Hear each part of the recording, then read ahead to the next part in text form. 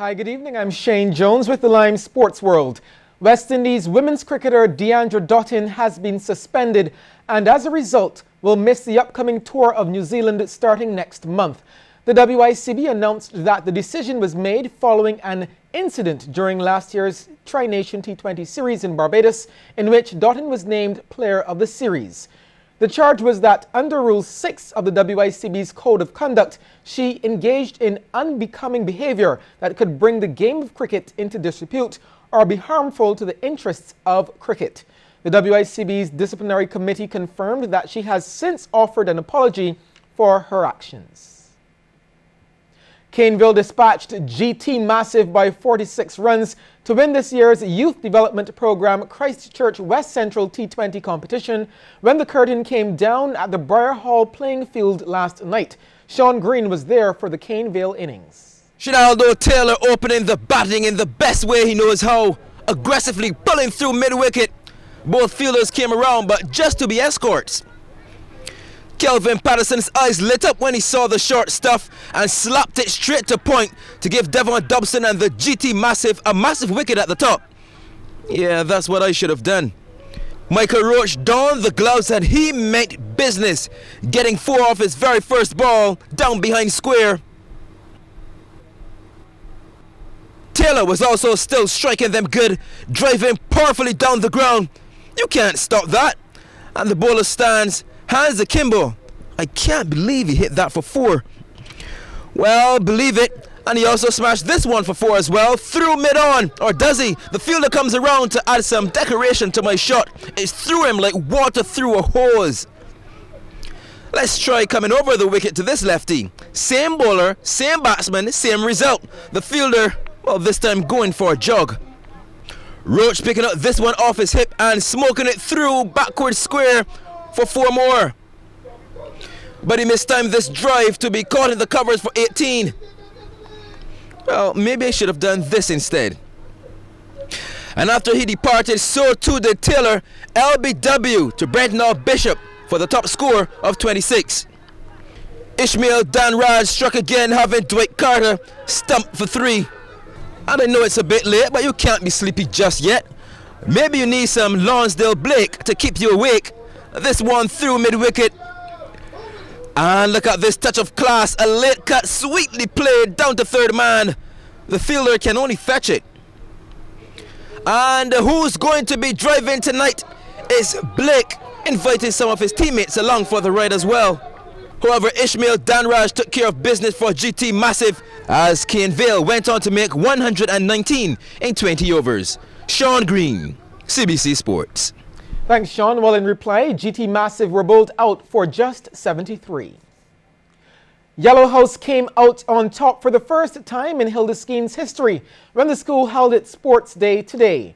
Yellow amassed 1,044 points, defeating defending champions Green into second on 883.5 and Blue third on 761.5. Hildeskeen held their sports along with Cuthbert Moore today at the National Stadium. But Cuthbert Moore still has another day to go before completion. Tonight, we take in some of the 100 meters from both schools. Hildeskeen's under-11 girls 100 meters away and running. And from very early, you can see the power of Dania Haynes of Blue House. Look at her motoring away from the field. Ain't nobody catching her, got them beat bad. Samira Clark of Green second and Fiona Eiffel just pipping third. Oh, too cute. Her turn's gonna come soon, see? Over to Cuthbert Moore's under-11 boys 100 meters dash now, even start. Who's gonna pull away? I'll tell you who. Tyreek Bailey of Green. He did the business ahead of teammate Kevin Byron and Blue House's Tyreek McGarry.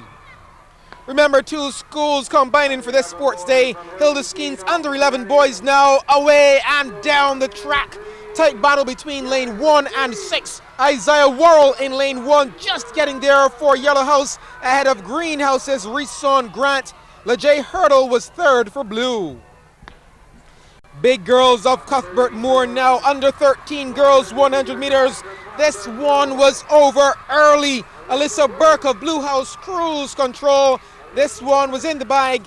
Aziza Smith second for Yellow and Red House's Tia Rochester third.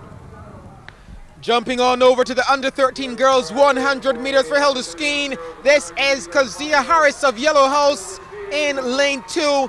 Never a problem for her. Her housemate Chelsea Yerwood followed for second and Carrie Campbell of blue third. Great result for Team Yellow.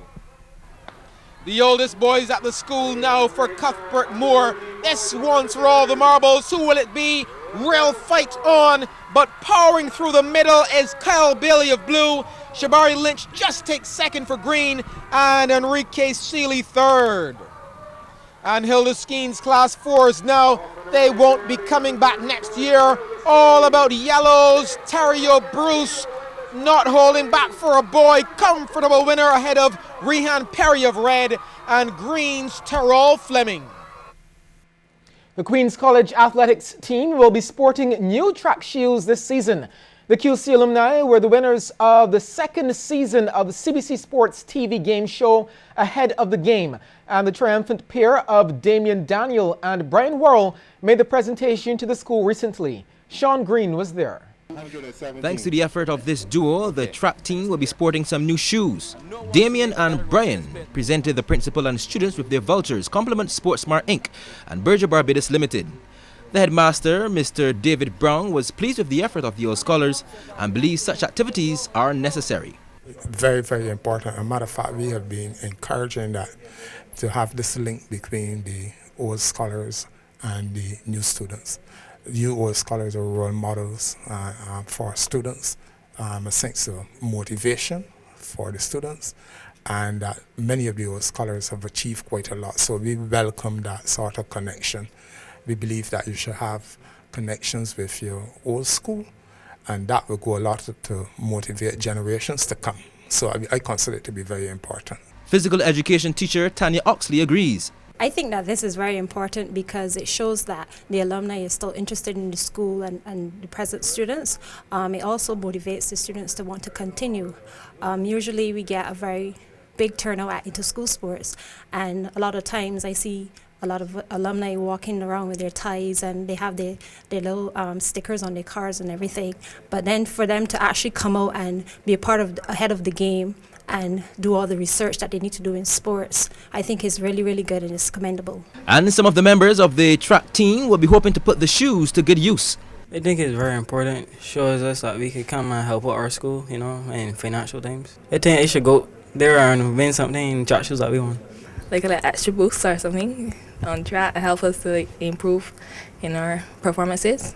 It shows that actually people are thinking about us and they care about us and they take time to help us improve in our performances. So with the new gear and the new season ahead of them, QC will be hoping to stay ahead of the game come into school sports. Sean Green, CBC Sports.